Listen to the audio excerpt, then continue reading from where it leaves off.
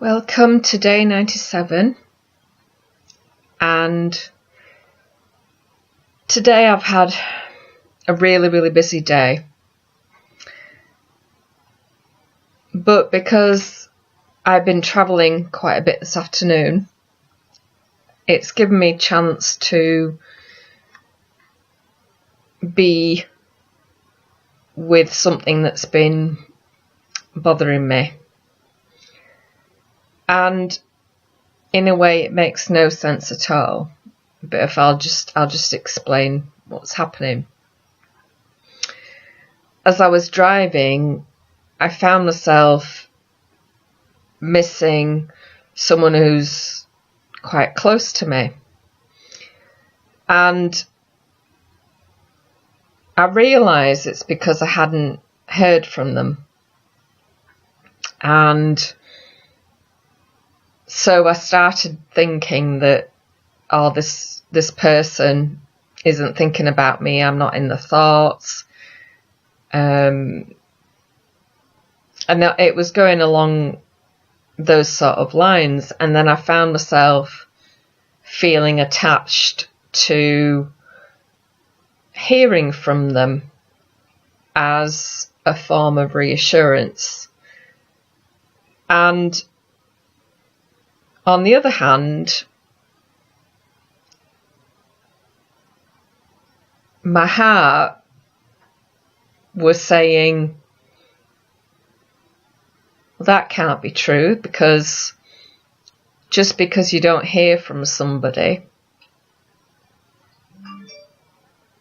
it doesn't mean that they're not thinking of you. It doesn't mean that you're not in the thoughts, because sometimes I don't message my friends or family, but it doesn't mean that I'm not thinking about them. So it got to the point where I was very much in my head. And so when I did my meditation today, I explored where these thoughts and beliefs were coming from. And it were thoughts and beliefs that were keeping me in fear.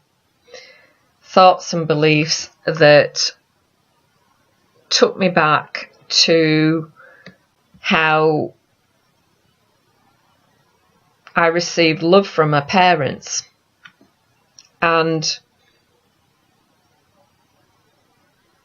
as I was doing my meditation, I was drawn to go through a process, which is the Campfire process, where I was face to face with my mum and dad. And in this process, I was feeling into what I felt as a child.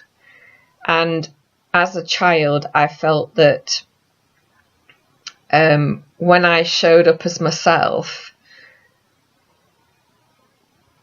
it wasn't deemed as being good. So let's say I spoke my mind about something, so I was showing up as myself, or perhaps I don't know, became angry, or perhaps I did something I wanted to do which wasn't in agreement with what they thought was best. So as I explored this, I realised that as a child, I hid myself, I hid who I was in order to receive love from my parents.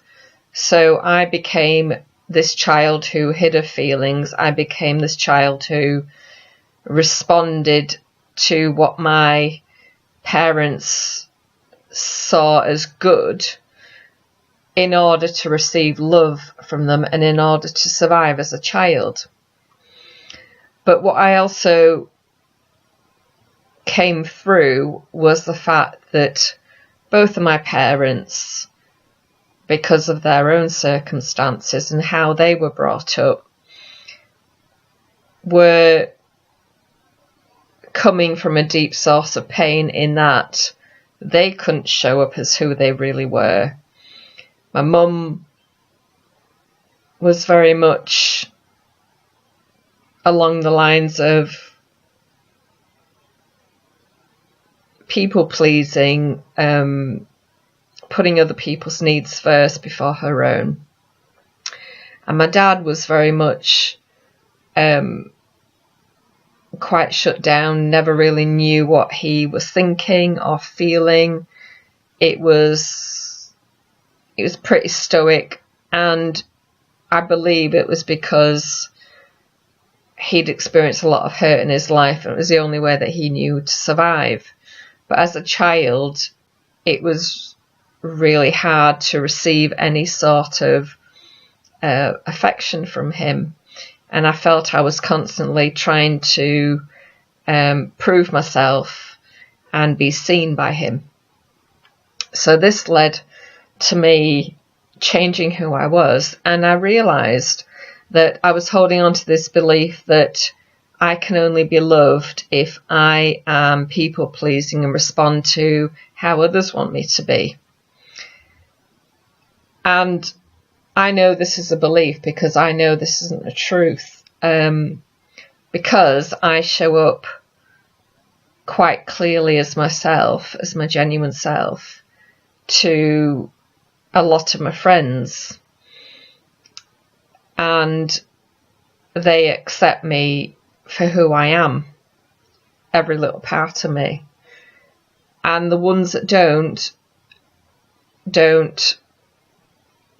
aren't in my life, and they don't carry on making contact with me, and there's a reason why they come in and out of my life. But this is a huge revelation, the fact that being myself didn't feel safe to me. So that was a thought that I've grown up with. So being safe, being myself isn't safe. Being myself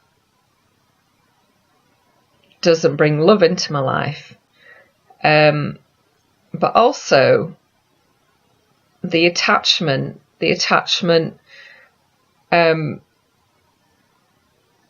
part of it came into it, because when I've had relationships before, there's been a duality playing. There's been a form of, if I do this for you, then you do this for me. So it was a transactional thing and an attachment thing, that I couldn't just be myself. I had to respond to what somebody else gave to me. So there was a form of attachment there, egoic attachment. But then again, that person would sort of, or persons would, and I don't even know if I'm explaining this correctly, but it's like you respond to my needs and I'll respond to your needs. But it came from the male, first of all, in the fact that they were needing something from me, and sometimes when they gave to me, I received it, but then was made to feel as if I needed to give something back. So it was a form of attachment.